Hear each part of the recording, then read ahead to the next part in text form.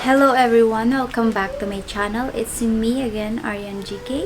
For today's video, we are going to cook. I'm going to show you how to cook stir-fried sea clams.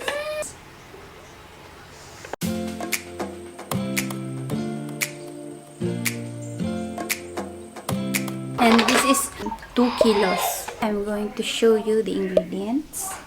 Garlic, ginger, 6 cloves, and then this size of this, just a little bit. This red pepper powder, Korean channeling. You'll need spring onions, this amount, 1 big onion. Green chili, this is pechay. Our main ingredient, seashell. We need to mix it this one. We need also a half cup of water with cornstarch, 1 tablespoon. This is our cornstarch here in water.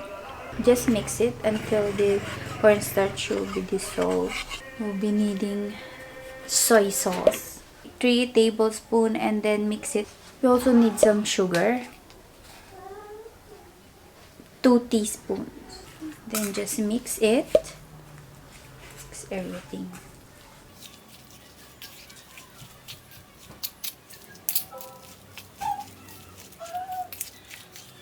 This is the mixture.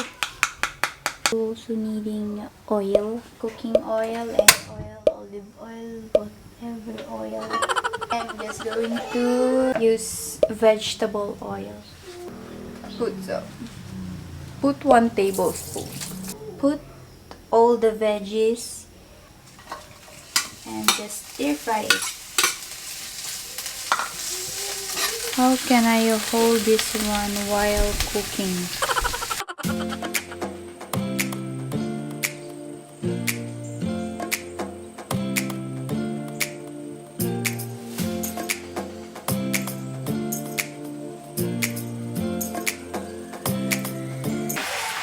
I think this is too much. I can't mix it.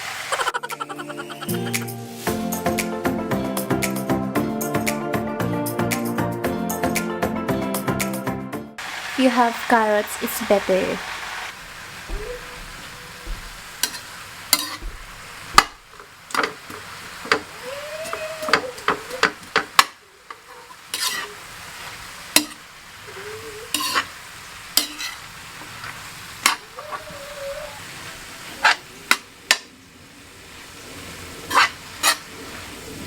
Okay, make room, and we're going to add this.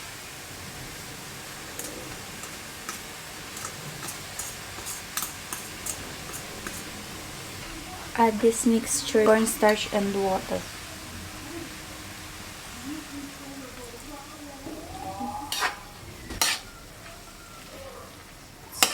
The color is so wow.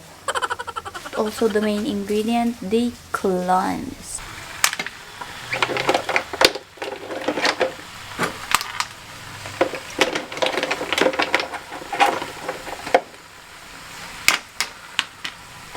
I think di na siya kasha.